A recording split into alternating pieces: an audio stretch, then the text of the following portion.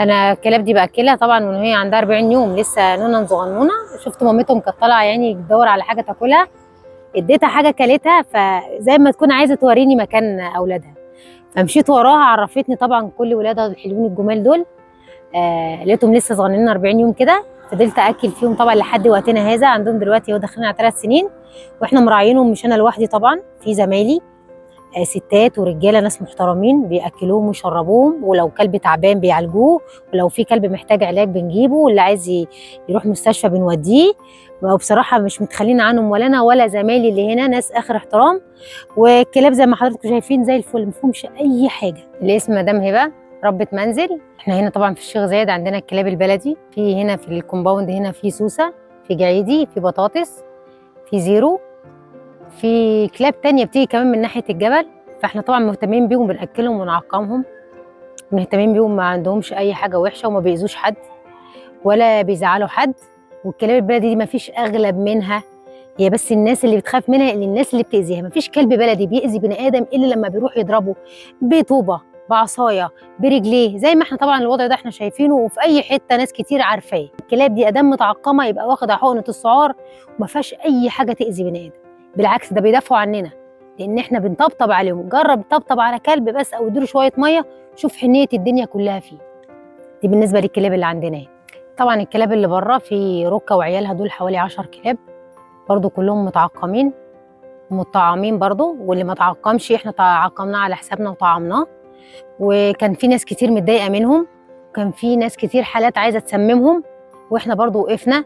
في ناس كلمناها، ناس فهمت، محترمين، فهموا ان طبعا ان دي روح، الروح تقدر تسممها تاخدها، لكن تقدر ترجعها تاني استحاله. فطبعا ده ذنب. واحد بدل ما انت مش هتفيده، ما تاذيهوش، سيبه في حاله. بعدين هو بيحمي المكان اللي احنا فيه. لما اختفوا فتره، في تكييفات اتسرقت، وطشان البلاعات اتسرقت، حاجات كتير اتبهدلت. لما رجعناهم تاني بعد ما كانوا في الجمعيه، ابتدت الدنيا اللي احنا شايفينها اللي كانت هرجاله فظيعه دي ابتدت تهدى تاني، مبقاش في حراميه زي الاول.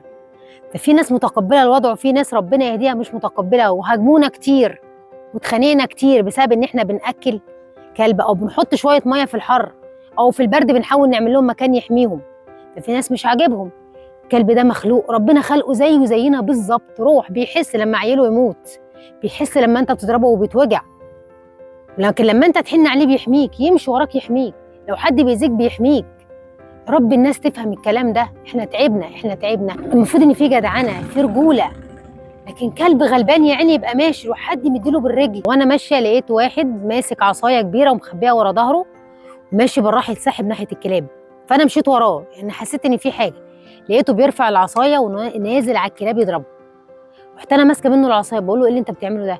يقول لي اصل بضربهم، اصل هما بيهوهوا. يعني ايه بيهوهوا؟ طب ما الكلب طبيعي بيهوهو. هو الكلب زي ما احنا بنتكلم لازم بيهوهو، لازم يدافع عن نفسه. انت رايح تأذيه، رايح تموته. والكلاب ساعتها لما انا مسكت منه العصايه، الكلاب لفت حواليا انا عشان تحميني، لان هو اتخانق معايا. واللي يقول لك بدل ما تاكل كلب اكل بني ادم، وانا باكل بني ادم مش هعمل فيديو اقول لك انا اكلت البني ادم ده. دي حاجه بيني وبين ربنا، مش لازم اعرف. دي حاجه كده ربنا خالقها كده في البني ادم، ان انا لو بساعد حد مش هقول انا ساعدت ده، يبقى الثواب راح. لكن الحيوان الغلبان ده احنا بنحاول نساعده، لانه ما بيقدرش يشتغل. لو احنا ما اكلناهوش وما شربناهوش هيموت. وربنا خلقه وجعلنا احنا سبب في الدنيا ان احنا نخليه كده ياكل ويشرب معانا. بعدين هو في الارض دي بيته، الشارع ده ربنا خلقه فيه، هي دي حياته. احنا بنعملش حاجه جديده، هم مش يعني مناش صحينا لقينا الكلاب دي والقطط جت علينا من المريخ. ايه المشكله لو كل واحد رغيف عيش، شويه ميه، ايه اللي هيحصل؟ كل الدول اللي بره بتعمل كده. الرحمه حلوه، مفيش احسن منها. الكلب البلدي معروف يعني في حنيه ربنا اللي يعلم بيها، مش غبي، مش مسعور زي ما الناس بتقول، وده كلب شارع ومش كلب الشارع زي كلب البيت بالظبط. ويمكن كمان كلب الشارع من العناء اللي بيشوفه في الشارع والمرمطه اللي بيشوفها يا عيني، بيبقى خايف من البني ادمين. حتى لو حد راح يطبطب عليه بيبقى خايف منه، لان مش شايف ان في حنيه. لكن بيلاقي بيحس بحنيه من البني ادم بيجري عليه.